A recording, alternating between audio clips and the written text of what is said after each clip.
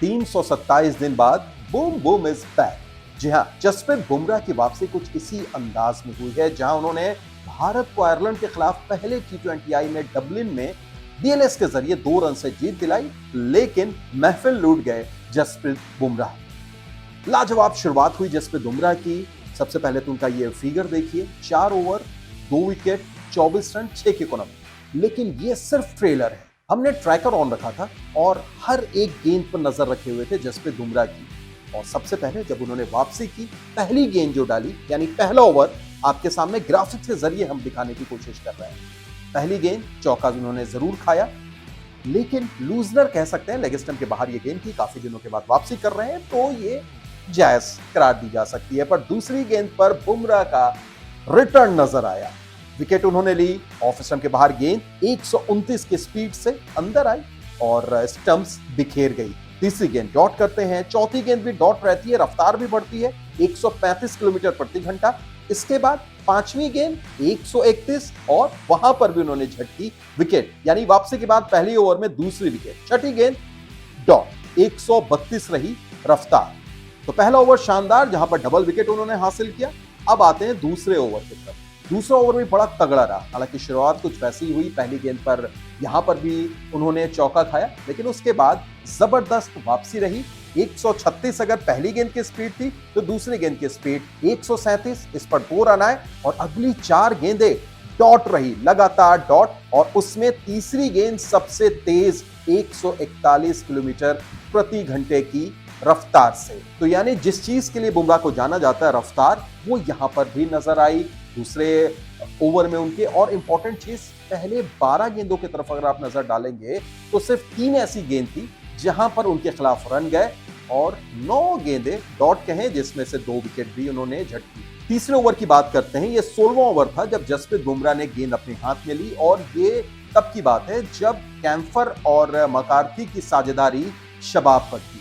दोनों ने 57 रन की साझेदारी की। इस ओवर में उनके खिलाफ कुछ शॉट्स भी लगाए। ये पहला एकमात्र अतिरिक्त जो उन्होंने अपने पूरे कोटे में डाला था और आखिरी गेंद पर 1 रन आए और ये चेंज ऑफ पेस थी, यानी 121 की रफ्तार से डाली हुई गेंद।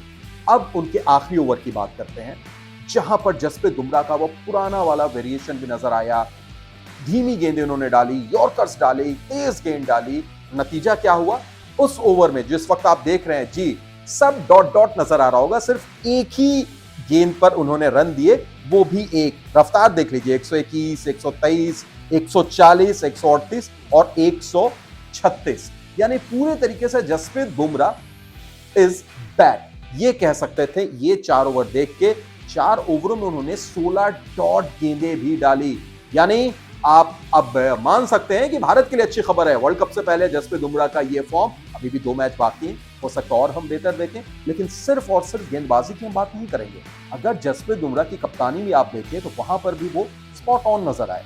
टॉस जीता, कंडीशन गेंदबाजों के फेवर में थी, उन्होंने पहले गेंदबाजी करने का फैसला किया। उसके बाद परिवर्तन अच्छे नजर आए।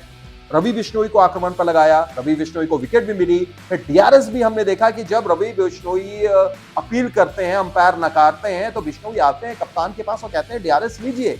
वहां पर कप्तान अपने गेंदबाज का साथ देते हैं, डीआरएस लेते हैं और वो फैसला उनके पक्ष में भी जाता है।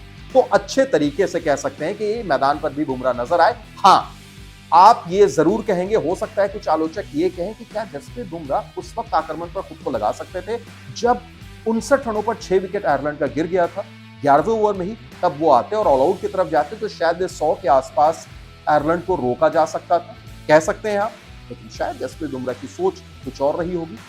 इस मैच में एक और खिलाड़ी पर नजर थी। एक और खिलाड़ी जो वापसी कर रहे थे वो थे प्रसिद्ध कृष्णा, और इत्तेफाक से उनका T20 इंटरनेशनल डेब्यू भी था। शानदार डेब्यू रहा। 4 ओवर 32 रन 2 विकेट, रफ्तार भी अच्छी नजर आई, स्विंग भी अच्छा नजर आया प्रसिद्ध कृष्णा में।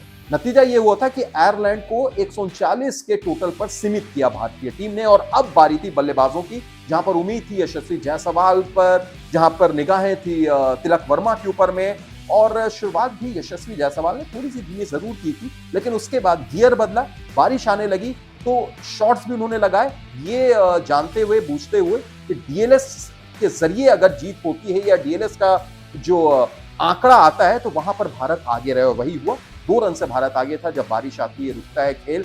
2 गेंदों पर 2 विकेट क्रेग यंग ने भी लिया और तिलक वर्मा, यशस्वी जायसवाल दोनों को पवेलियन का रास्ता दिखाया। रिंकू सिंह की बल्लेबाजी हम देख नहीं पाए। रविवार को दूसरा T20I खेला जाएगा और उम्मीदें रहेंगी रिंकू सिंह पर भी निगाहें होंगी, जसप्रीत बुमराह पर भी होंगी, यशस्वी और तिलक वर्मा पर भी होगी। और आपने स्टार स्पोर्ट्स का वो शो भी देखा होगा जहां पर रवि शास्त्री ने ये भी कहा है कि यशस्वी जायसवाल, तिलक वर्मा इन जैसे खिलाड़ियों को वर्ल्ड कप में भी ले जा सकते हैं। टॉप ऑर्डर में ज्यादा से ज्यादा बाएं हाथ के बल्लेबाज को रखें तो फायदा होगा। तो चलिए हम भी नजर बनाए हुए हैं, जसप्रीत बुमराह पर भी ट्रैकर हमारा ऑन है, साथ ही साथ और खिलाड़ियों पर भी रहेगी नजर। रविवार को आपसे फिर होगी मुलाकात, दीजिए इजाजत, बाय बाय।